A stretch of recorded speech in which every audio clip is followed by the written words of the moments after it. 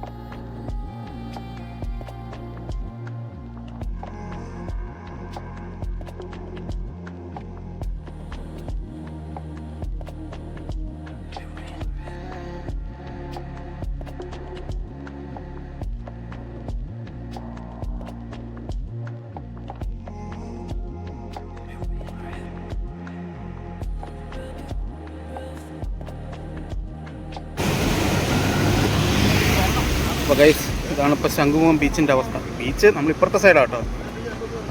നമ്മൾ proper beach അവിടെയാണ് വരുന്നത്. നമ്മൾ ഇപ്പുറത്തോട്ട് വന്ന് നിന്നതാണ്. അപ്പം അത്യാവശ്യം സീനാണ്.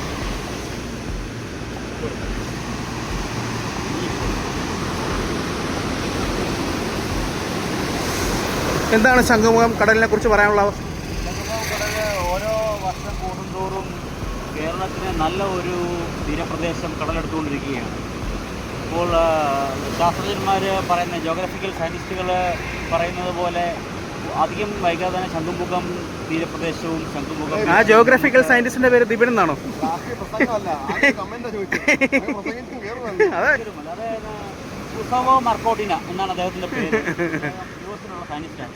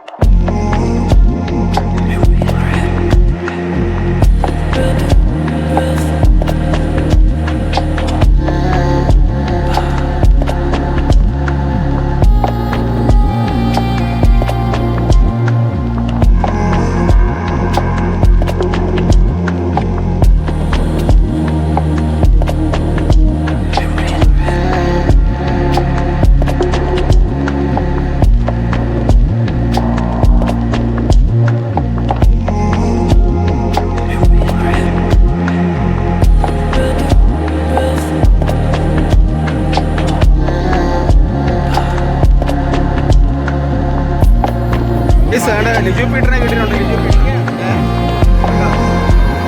പറക്കും തളി.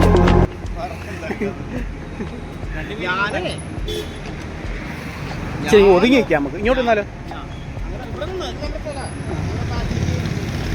അതെ, ഞാൻ നോക്കിയപ്പോ ഇൻഫോസിന്റെ യൂഎസ്ഡിയുടെ യൂഎസ്ഡി അവിടെ അല്ല, മറ്റേ ഇവിടുന്ന് ഫേസ്ബുക്കിൽ അവിടുന്ന് ഒരു വെട്ടിക്കിൽ പോകണം.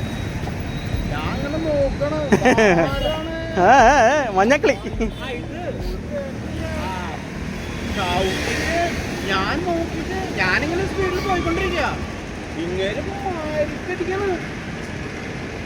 അങ്ങനെയാ ബിയാൻചി